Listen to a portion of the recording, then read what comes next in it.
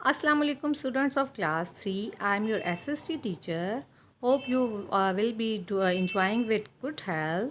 This is our lecture number 8. Unit number 1, the earth in space. Students, today we will do the work on work page number 6 and 7 and worksheet page number 2A and 2B. So take out your books and write it in on page number 6 and 7 on your books and your home task है your work page आपका जो work page है उसमें page number 6 पे part B is your home task. Okay student, class work page number 6 and 7. First we will discuss on page number 6 part A. A glossary is an alphabetical list of words relating to a specific subject and their meanings. Make your own glossary by finding the new words from the lesson and writing them next to their correct meaning. अब यहाँ पे वो glossary की बात करें कि alphabetical मतलब ABC के अकॉर्डिंग आपने यहाँ से जो फाइंड आउट करने हैं करेक्ट मीनिंग और उसके अकॉर्डिंग आपने इन ब्लैंक्स को जो है वो फिल करना है. My glossary number 1, the part of time on the side of the earth which is facing the sun. अब ज़मीन का वो हिस्सा जो बिल्कुल सूरज के सामने है, सूरज को फेस कर रहा है, उस वक्त को हम क्या कहते हैं? Okay student, the part of time on the side of earth. अब ज़मीन का वो हिस्सा जो बिल्कुल सूरज को फेस कर रहा है, it is called day time. जो फेसिंग द सन है, बिल्कुल सूरज के सामने फेस कर रहा है, उसको हम डे टाइम कहते हैं. As you know that our earth continuously rotates around its axis. जैसे कि आपको पता है कि हमारी ज़मीन जो है 24 आवर्स रोटेट करती है अपने एक्सिस के अराउंड. तो जब वो रोटेट कर रही होती है तो during rotation the part of the अर्थ, तो ज़मीन का वो हिस्सा जो सूरज के सामने आता है वो डे टाइम होता है. It is called day time. Okay, number 2, the planet where we live. As you know that there are 8 planets which revolves around the sun, and the planet where we live, लेकिन वो planet जिस पे हम रहते हैं, it is called Earth. Number 3, dash a natural satellite of the earth. अब ज़मीन की जो नेचुरल मतलब जो कुदरती है, अल्लाह ताला की तरफ से बनाई गई सैटेलाइट है, उसे हम क्या कहते हैं? It is called the moon and earth's natural satellite. Number 4, the part of time on the side of the earth facing away from the sun.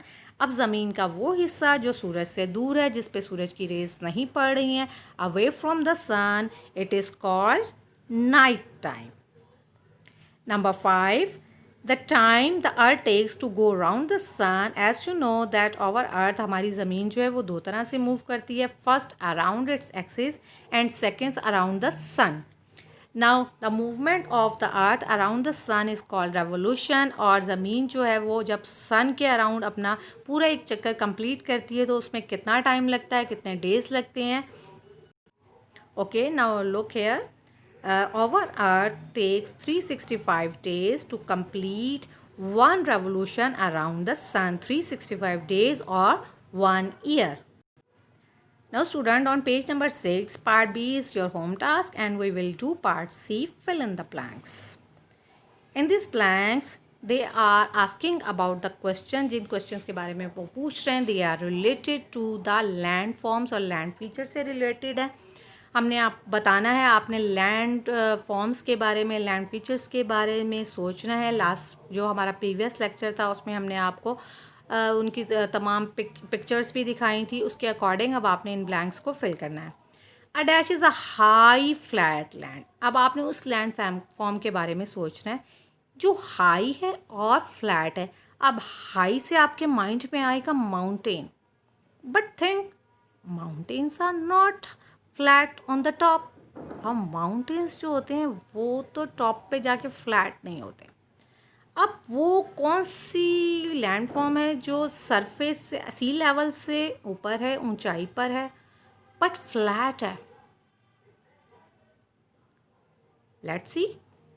Yes, a high and flat land is called plateau. अब ये जो है ये ज़मीन से high है और ऊपर से फ्लैट है, इसका टॉप जो है वो फ्लैट है, so it is called plateau. Okay. Number 2, the area where the land meets the sea at the same level is called.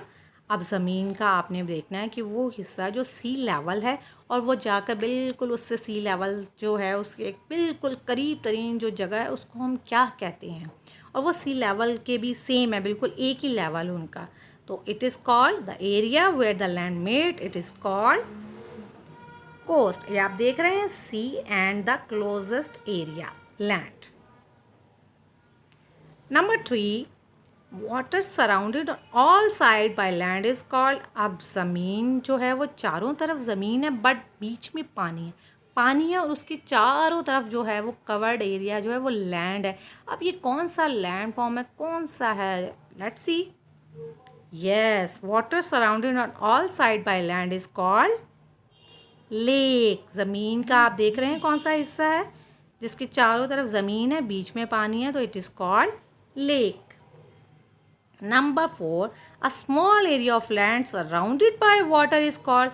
अब ज़मीन का वो छोटा सा हिस्सा जिसके चारों तरफ पानी है, it is called, let's see, yes, look at this area, the smallest, छोटा सा हिस्सा, small area of land surrounded by water, चारों तरफ इसके पानी है, it is called island. The last one is a sandy place without much water is called. अब एक ऐसी जगह विदाउट मच वाटर जहाँ पे पानी ही नहीं है, बारिश भी नहीं होती, ट्रीज भी ग्रो नहीं करते, क्लाइमेट भी एक जैसा रहता है, चेंज ही नहीं होता. What we call this area? Think about it. Okay, let's see. Yes, a sandy place without much water, उसको क्या कहते हैं? Desert. Okay students, now look at page number 7. True or false? A plain is low flat land. अब इस feature के बारे में आप सोचें और इसकी डेफिनेशन के बारे में हमने आपको बताया था कि प्लेन्स कैसे होते हैं. Let's see its definition.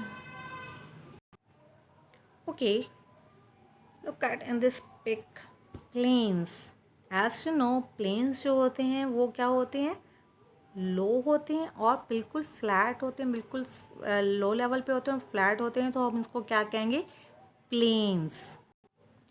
Dirty water damages plant and animal life. Number 1 is true, क्योंकि प्लेन्स जो हैं वो लो होते हैं और फ्लैट होते हैं, दैट्स मीन कि ये जो आपका स्टेटमेंट है it is true. Dirty water damage करता है प्लांट और एनिमल्स की लाइफ को. Now see in this pic, clean water and dirty water.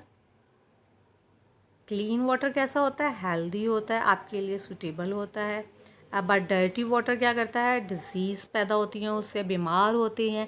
जब इंसान गंदा पानी पीने से बीमार होते हैं तो ऑब्वियसली अगर हम ये डर्टी वाटर जो है, ये वो डर्टी वाटर एनिमल्स और प्लांट्स को देंगे, एनिमल्स पिएंगे तो ऑब्वियसली वो भी बीमार हो जाएंगे.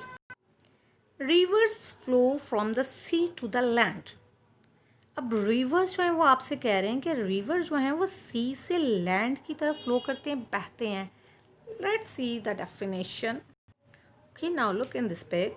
Rivers flow from mountain to sea. Lesson में भी हमने पढ़ा था कि रिवर जो हैं वो माउंटेन से शुरू होते हैं और वहाँ से बहते हुए वो कहाँ जाते हैं, समंदर में जाते हैं. That's mean this statement is false. Number 4, mountains are higher than hills. वो कह रहे हैं कि माउंटेन्स जो है ना वो हिल्स से बड़े होते हैं. इज इट राइट और wrong? Let's see. Yes, look in this pic, mountains are higher than hills. हमने लेसन में भी पढ़ा था माउंटेन्स जो हैं वो हिल से ज़्यादा बड़े होते हैं. That means this statement is true. Okay, now students, open your worksheets. Write it in on page number 2A and 2B. First we will discuss on page 2A part B. Part है हम home task में पहले ही कर चुके हैं. The first question is find the low land between the mountains. Right valley on it. अब आपने इस पिक को गौर से देखना है और यहाँ से आपने ये देखना है कि वो कौन सी जगह है जो दो पहाड़ों के दरमियान में है और उसमें हमने क्या लिखना है, वैली राइट करना है।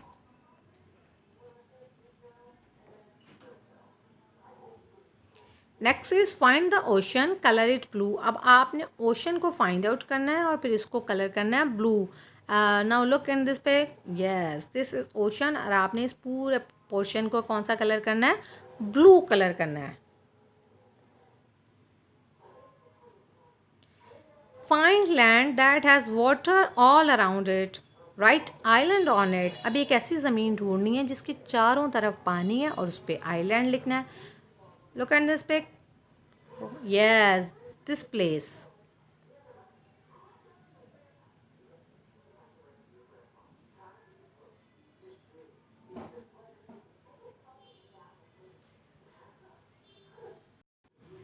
Yes, this place.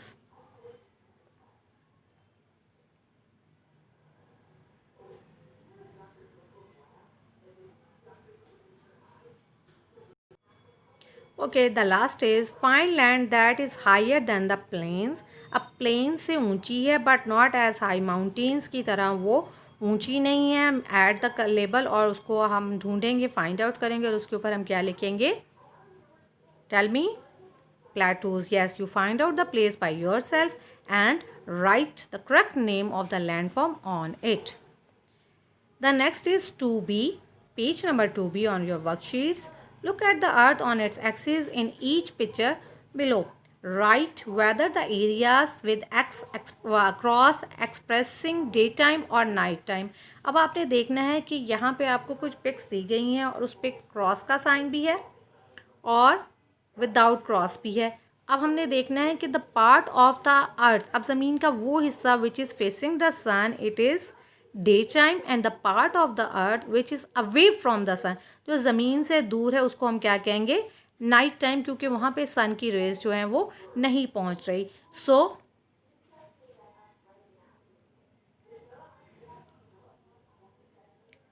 Do it by your self.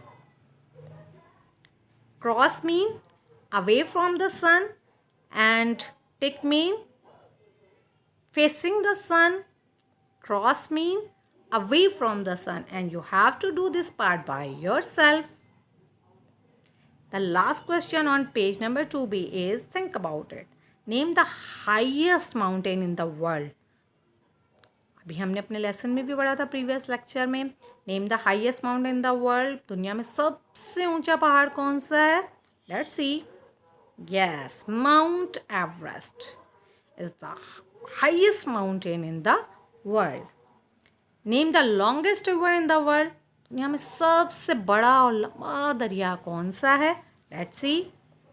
River Nile is the longest river in the world. Name the deepest point in the Pacific Ocean. Pacific Ocean में सबसे deepest मतलब गहराई में नीचे की तरफ जाना है, तो वो कौन सा है। हाईएस्ट मीन हमने ऊपर की तरफ जाना था और डीपेस्ट मीन हमने नीचे की तरफ जाना था, कौन सा है, yes Mariana trench, deepest, highest. Okay okay students, now our unit number 2 और 1 इज़ ऑलरेडी कंप्लीटेड हो गया है, बिल्कुल सारा काम कंप्लीट हो गया, book work, worksheet, copy work and अपना सारा काम आपने बहुत अच्छे तरीके से करना है, date and day, margin line, and if you have any confusion you ask me in the group. Okay, अल्लाह हाफिज़।